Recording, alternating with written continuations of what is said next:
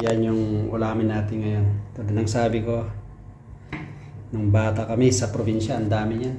Problema mo na lang yung talagang pansahog. Ayan na siya. Naparami sa ko. Pero okay lang yan. Hindi kasi ako masyadong marunong magluto. So, nakaluto na tayo. Yung ginisa sa kundol sa sardinas, kamatis, sibuyas at sili. Ito sinishare ko lang yung mga inuulam din namin dito sa ibang bansa. Na tulad ng sabi ko, hindi lahat parati ay masarap ang inuulam ng isang OFW na katulad kong minimum wage ang salary. Ako pala si Ronnie, isang OFW dito sa bansang Kuwait. Pasupport mo ang channel ko. Like, share, and subscribe. Maraming salamat. Tali kayo, samahan niyo akong kumain. Isang maganda pagpala sa lahat. Ngayon ay July 21, 2024 at 5:30 na ng hapon. At magluluto tayo ng ating ulam. Ginisang kondol, sardinas, sibuyas, kamatis, sibuyas at sili. Nalala ko tong bata pa kami, ang dami sa probinsya. Problema lang yung pangsahog. Ang tinatawag sa Ilocano, tangkoy, kundol sa Tagalog. Pa-comment below yung mga nag-uulam nito. At babalatan na natin. Ihan na natin para may gisa natin. Nung bata kami sa probinsya, ang dami niyan. Problema mo na lang yung talagang pansahog. Nakita ko kanina sa may bakala, kumbaga tawagin sara-sara sa store natin. Kaya kumuha ko ng isa. Kasi na-miss ko rin to.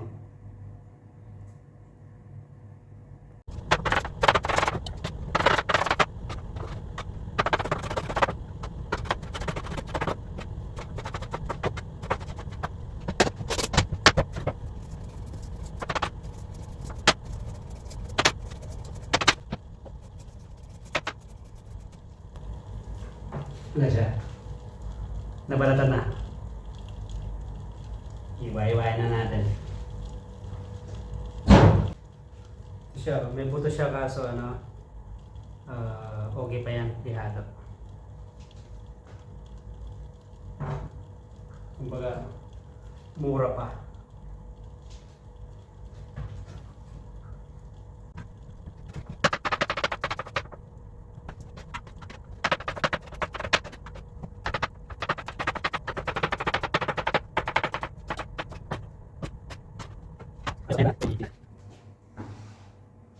Yan, ready na. Gigisa na natin para makakain na tayo. Yan, nahiwa na natin. So, magluluto na tayo at makakain na rin. Yan yung, parang rin, upo. Kaso kondol yan. Sa Ilocano, tangkoy.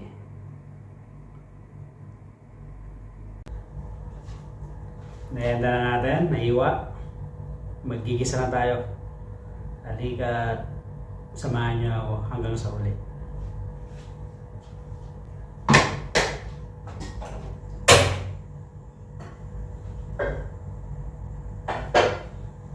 Isa tayo ng mantika muna.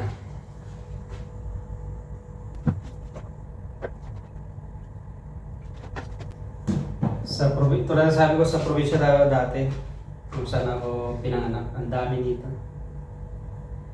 Kundul, magsasawa ka. So, problema mo na lang yung pansahog.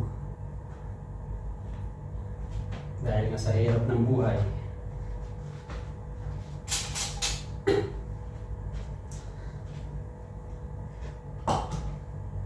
Kaya hindi lahat ng OFW laging masarap ang kinakain.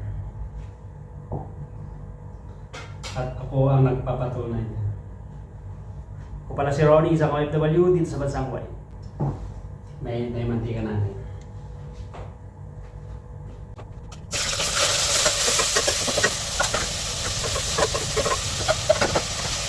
saka na-miss ko rin ito nung nakita ko.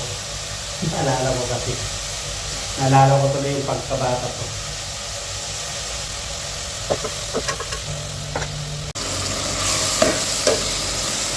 Yan, konti na lang. Pwede na natin ilagay yung sardinas. Ayan na, ilagay na natin yung sardinas. Mag-isa konti.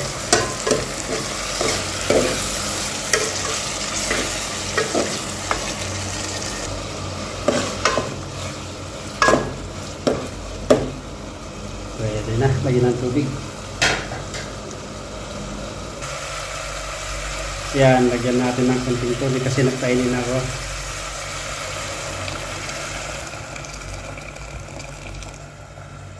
Pwede na yan, konti lang kasi magtutubig yan eh. Pag kumulo na yan, lagyan natin ng seasonings, asin, pampalasa. Lagyan natin yung kondol. Hintayin na natin maluto. Ganyan lang kasimpleng ulam. Buhay probinsya. Pero ito,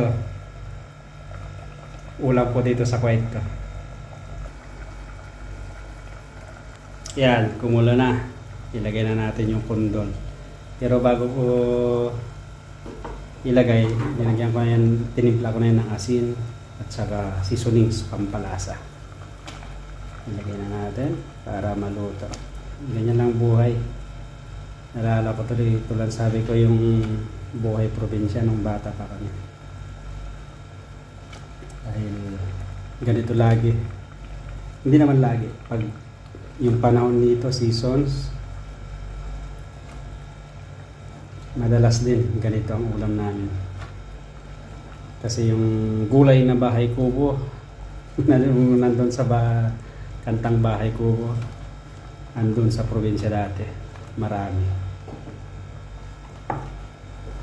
Ayos. So, ayan, takpan na natin para maluto at makakain na tayo.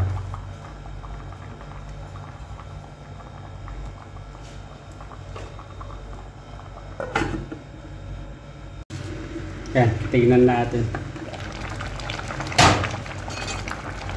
Ayun na siya. Naparaming sabaw, pero okay lang yan. Hindi kasi ako masyadong marunong magluto. Katala na yan. Yan, parang upo rin. So, yan. Sardinas. Konti pa yan, pwede na.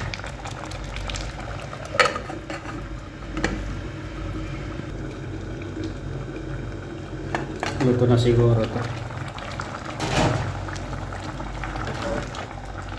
Ayun. Luto na. Pwede na tayo kumain. Ayos na yan. Katalo na yan. Ginisang pondol sa sardinas, kamatis, sibuyas, at sili. Ayos. Luto na yung ulam natin. Na kondol, gisa sardinas, sibuyas, kamatis, at sili. Kain na tayo. So, nakaluto na tayo. Yung ginisa sa kondol sa sardinas, kamatis, sibuyas, at sili. Ito, sinishare ko lang yung mga inuulam din namin dito sa ibang bansa. Na tulad ng sabi ko, hindi lahat parati ay masarap ang inuulam ng isang OFW na katulad kong minimum wage ang salary. Ako pala si Ronnie, isang OFW dito sa bansang Kuwait. Pasupport mo ang channel ko. Like, share, and subscribe. Maraming salamat. At hali kayo, samahan niyo akong kumain.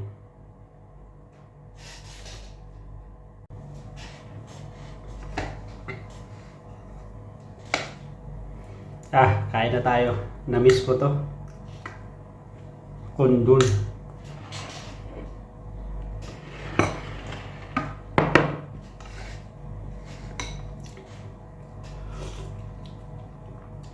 Tulad ng sabi ko sa amin to, kung saan ako pinanganak. Ang dami nito. Kasi tinatan din namin to. At saka tuwing pag nagtatanim kami ng tabako, naalala ko to, sinisingit. At saka to pag inani, pwede nila ipine-preserve to eh. Hindi siya nasisira.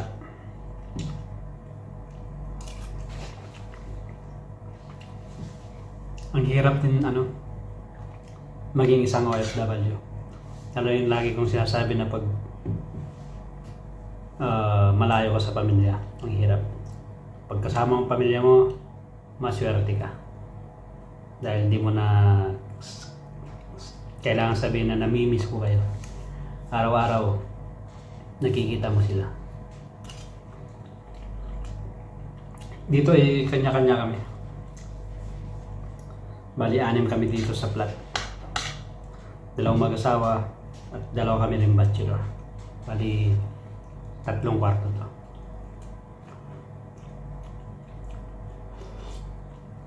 Tsaka dito sa bansang ko mahal lang gulay. Para ka na rin bumili ng karne pag gulay ang inulam mo.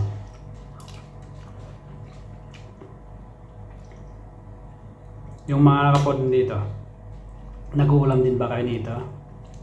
Kundol. Sa Ilocano, tangkoy.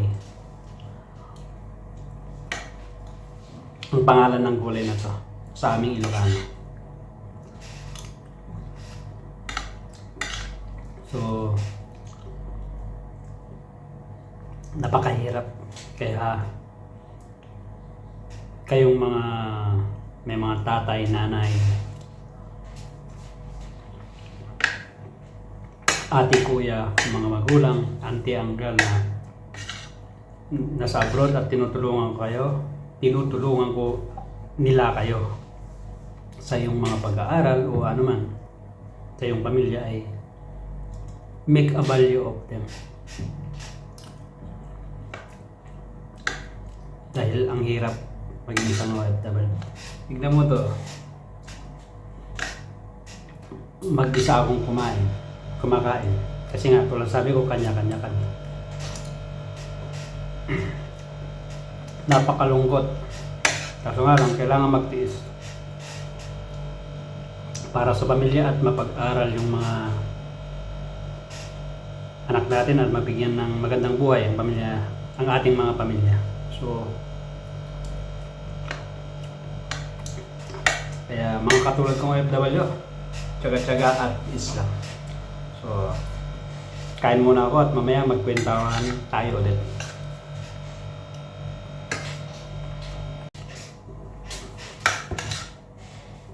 At okay na.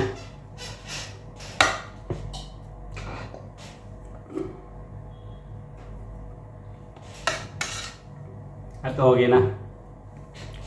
Solve na tayo. At nakaraos naman tayo ng isang araw. Tulad ng sabi ko na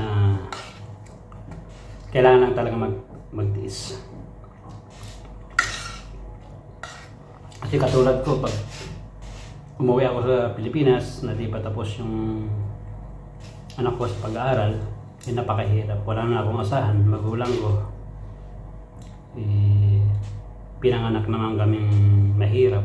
Kaya ito, nagtsatsaga talaga. At nagpapasalamat talaga ako sa taas, sa Diyos, na kahit pa paano ay binigyan niya ako ng magandang trabaho. Masabi kong magandang trabaho yung trabaho ko ngayon, dahil kahit pa paano meron din akong mga naipundar.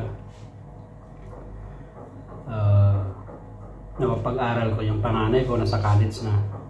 Pangalawa nasa high school. At yung bunso ay elementary pa. 3 sila. 2 lalaki, 1 babae. Bunso yung babae. So, ito lang sabi ko, thank you Lord. At natapos naman ng isang araw na sana tomorrow is another day. Sana gabayan mo ako lagi. At sa iyong lahat, maraming salamat sa iyong pagsama.